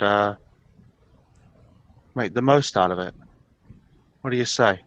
Well, I wouldn't want to agree to anything on my brother's behalf, but we are on most of the same page. If anything happens to go down, preferably not the ship, of course, but if a certain, if people wanted to potentially question the ownership of said ship, then I imagine we'd be amenable to assisting. That's not part of my thoughts so far, but it's good to know where you stand. Oh, aye, yes. No, I'm not a fan of being beholden to anyone. And to have been brought here against my will and my brother's, and not to mention the fact that my brother has lost his coat, and he's quite attached to that coat. So I'm going to be trying to get it back for him. Now, if that means I have to burn the whole place to the ground to do it, I'm more than willing to do so. I've lost a few things too. So if you find your coat you're looking for... Oh, I know where it is. But, saying that, there's a few other things, of course, that other people may have lost. I'm sure that most of the stuff is going to be in the same place. Well, I'm very interested. If you manage to procure anything, my book. A book? Right. Black leather, bound. Right. Well, I will be up in the nest, apparently, so I will probably have a good view of what's going on around here, especially up on top decks at least. So if I do see anything, or see anyone walking around with a black bound book, then I will let you know. Appreciate it. Your name again, and your brother. I'm Des. He's Dev. You can tell he's Dev because he's got the mustache. Right. And you were, sorry? Torrin. Torrin. Oh, Torrin, it is a pleasure to meet your acquaintance, and I'm sure we can look out for each other if anything happens to occur. And yours. One other thing. Anyone here you see might be an ally? We haven't been here long, but you got an eye? Well, for anyone? I don't think the gnome's going to be on my friends list anytime soon. However, I did notice that the big one with the tattoos all over him, he caught the gnome. Now, which suggests to me he might be a bit of a soft touch, which means we might be able to get him on side. I'm sobbing the decks with him. Well. I'll see what I can do. I'll talk to him and see if I can get him on our side. Well, just make him aware that if anything were to go down, if anyone wanted to step forward and lend a hand, you're more than welcome for any help. I'll see if I can talk to him tomorrow. One of the officers got a look at me yesterday and wrote my name down in a book. Oh, that's never a good sign.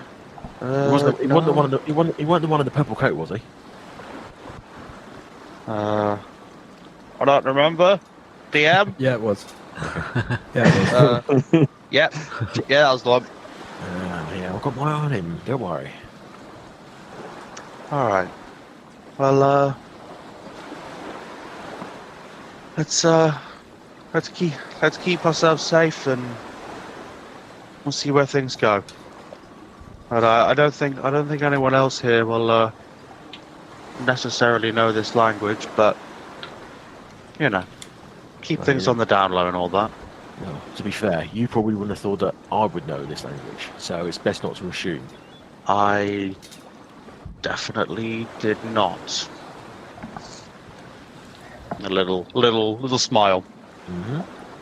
Yeah, so it's probably best that we get a good bead on people first before we start considering who might be on side and who might not.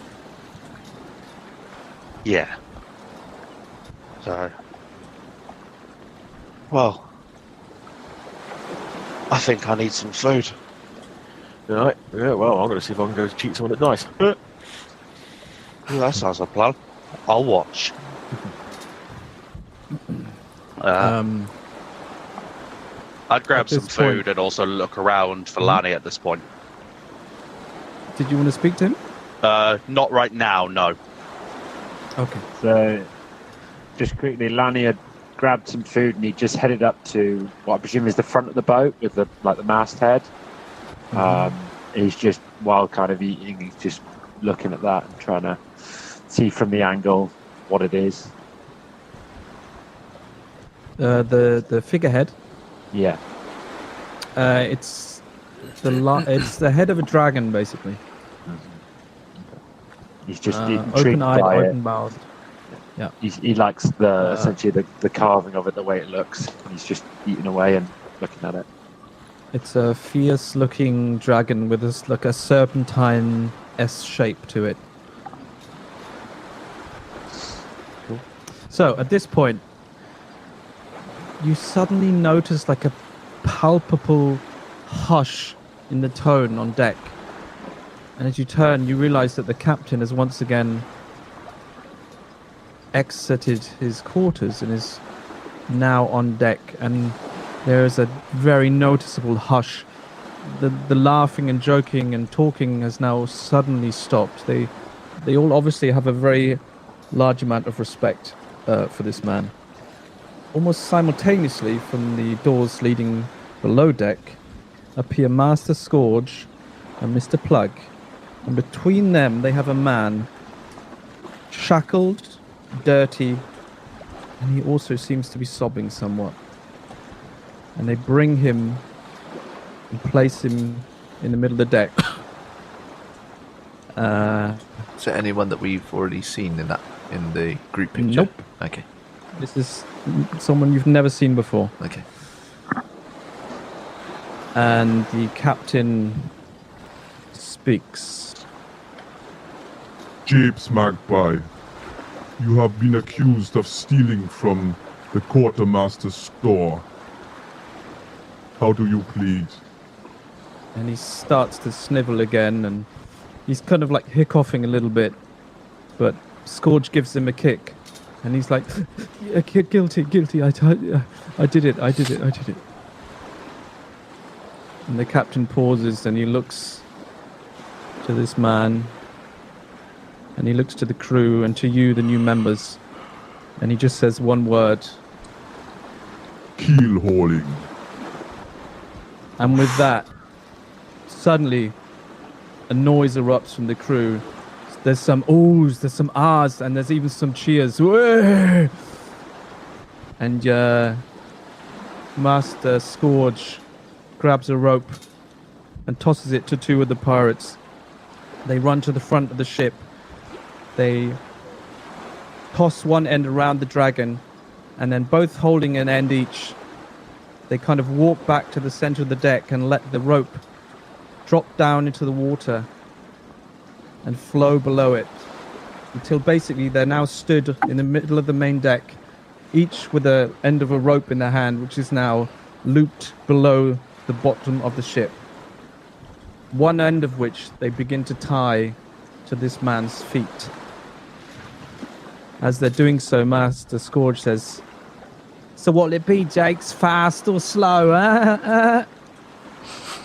And the man seems to consider it for a moment, and as he does so, the little gnome girl that helped you scrub the decks, she comments, Yes, fast or slow, that's the question when it comes to a keel hauling. Fast means you're underwater for less time, but it also means you're thrashed against the spiky barnacles on the hull of the ship. The man says that he would like it fast, and this seems to cause an even more of a cheer from the crowd. And then you see like half of the crew collect around one side of the rope, and they all grab it and prepare to pull, it would seem. Any of you are welcome to join in if you want. I won't be taking part. And did you say they're in like the middle of the ship, essentially like the middle mast? Yeah, so let's say if one end of the rope was here, where the man is now tied, the other end is up here, and half of the crew have now collected around that end of the rope. You know what I mean? Yeah. And with that, Mr. Plug pushes him slowly back to the edge of the ship, and then unceremoniously pushes him over the side, and turns back to the rest of the crew holding the rope and says, "Well, start pulling, boys." And they all start yanking on this rope, pulling it in as fast as they can, it would seem. And yet still it seems like an uncomfortably long amount of time that this man is underwater. What seems like an eternity later, he breaks surface on the starboard side of the ship, and they pull him up onto the deck. But what comes up onto the other side is barely recognizable. The sharp barnacles that the gnome mentioned on the hull of the ship have basically torn this man's skin to shreds as he was dragged along its surface on the underside of the hull. He is not moving, and he is unresponsive.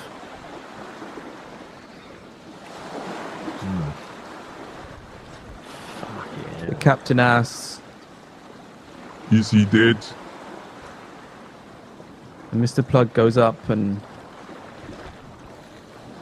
briefly seems to check if this man is alive or not. Looks up and shakes his head, and the captain just says, Then toss him overboard. I have no use for him anymore. and Mr. Plug, aided by a couple of the other pirates, pick up this dead body and just chuck it over the side into the water, where it sinks to the bottom of the ocean. The captain turns to Mr. Plug again and says, Are there any more punishments that are to be dealt out today? And Mr. Plug says, just one, sir. Failure to perform duties adequately. And he pulls out a notebook from his jacket. Oh, shit. And opens it up. Points. And says, Torrin. And that's where we're in tonight's session. Oh, Fuck! Nice. God damn! Snitch. Snitch.